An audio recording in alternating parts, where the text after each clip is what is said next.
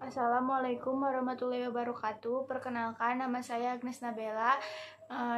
Saya dari kelas 3F Imunologi dengan NIM 20040150007. Di sini saya akan menjelaskan materi tentang antibodi monoklonal dan poliklonal. Baik, di sini saya akan menjelaskan tentang antibodi monoklonal dan antibodi poliklonal. Antibodi yaitu zat kimia yang beredar di aliran darah dan termasuk sebagai bagian dari sistem imunitas atau kekebalan tubuh. Fungsi antibodi itu penting bagi tubuh, yaitu sebagai benteng pertahanan terhadap antigen seperti virus, bakteri, dan zat beracun yang menjadi penyebab penyakit. Antibodi bekerja secara spesifik dengan cara menempel pada antigen, yaitu benda asing atau zat yang masuk ke dalam tubuh dan dianggap berbahaya oleh sistem kekebalan tubuh. Di sini saya akan menjelaskan tentang antibodi monoklonal dan antibodi poliklonal. Antibodi monoklonal yaitu protein yang dibuat di laboratorium yang bekerja dengan cara meniru kemampuan sistem kekebalan tubuh manusia atau untuk melawan infeksi virus atau imunoterapi dan patogen berbahaya lainnya. Sedangkan antibodi poliklonal yaitu antibodi yang dihasilkan dari campuran berbagai antibodi yang dihasilkan oleh berbagai sel. Antibodi monoklonal merupakan antibodi buatan yang dirancang untuk meniru antibodi alami tubuh kita. Pada dasarnya, antibodi adalah protein yang dibuat tubuh untuk melawan infeksi tertentu. Ketika tubuh manusia terkena infeksi, ia mulai membuat protein tertentu untuk melawan infeksi itu. Dalam 10 hari setelah kita tertular COVID-19, tubuh kita mulai memproduksi antibodi untuk melawan infeksi dan membantu kita untuk pulih dari infeksi tersebut. Setelah mengalami infeksi tertentu, tubuh akan menyimpan beberapa antibodi sebagai cadangan. Jika kita terkena infeksi yang sama lagi di kemudian hari, tubuh dapat mulai melawan infeksi tersebut dengan cepat. Pembuatan antibodi monoklonal menggunakan teknologi hibridoma atau metode hibridoma. Teknologi hibridoma adalah suatu metode yang digunakan untuk menghasilkan antibodi monoklonal yang identik terhadap antigen spesifik dengan jumlah yang besar. Pembuatan antibodi dilakukan dengan cara menggabungkan sel limfosit B dengan sel kanker. Hal ini dilakukan karena sel limfosit B mampu menghasilkan antibodi namun memiliki waktu hidup yang terbatas dalam kultur. Keterbatasan ini dapat diatasi dengan cara penggabungan dengan sel kanker yang memiliki sifat dapat membelah dengan cepat. Dengan penggabungan tersebut, maka sel limfosit B dapat membelah dengan cepat sehingga dapat dihasilkan antibodi yang identik dalam kultur sel sehingga sel hibridoma ini bersifat immortal.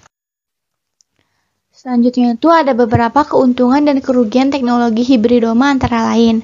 Keuntungannya itu seperti menghasilkan antibodi monoklonal, kualitas produk yang dapat dikontrol, dapat menghasilkan antibodi dalam jumlah yang besar. Sedangkan kerugiannya itu biayanya cukup mahal, kultur yang dapat terkontaminasi, terus teknik yang cukup sulit dan dibutuhkan alat yang modern.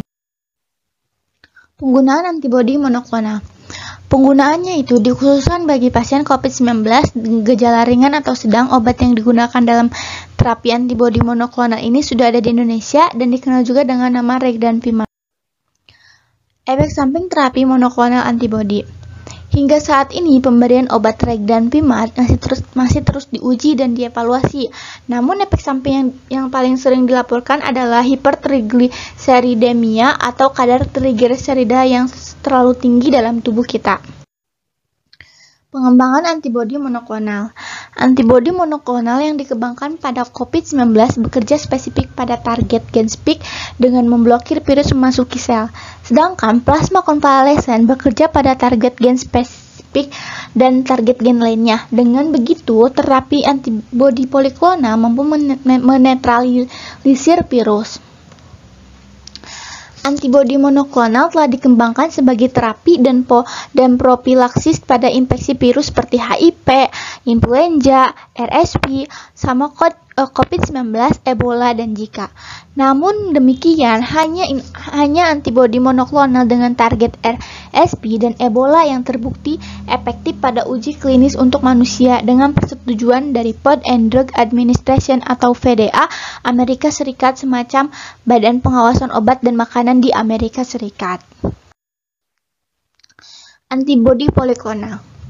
Antibodi poliklonal digunakan sebagai antibodi sekunder dalam deteksi imun.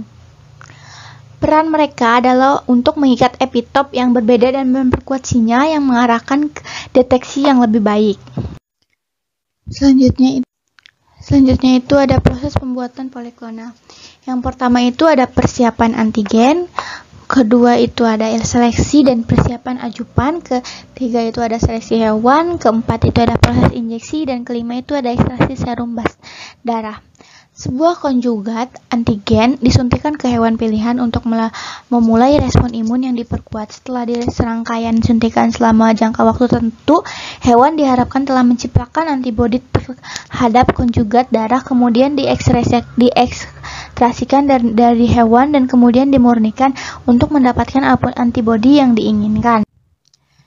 Jadi, dapat disimpulkan bahwa antibodi monoklonal itu bersifat spesifik pada suatu epitop, sedangkan antibodi poliklonal itu dihasilkan dari penyuntikan imunogen pada hewan. Sekian penjelasan dari saya, kurang lebihnya mohon maaf. Wassalamualaikum warahmatullahi wabarakatuh. Terima kasih.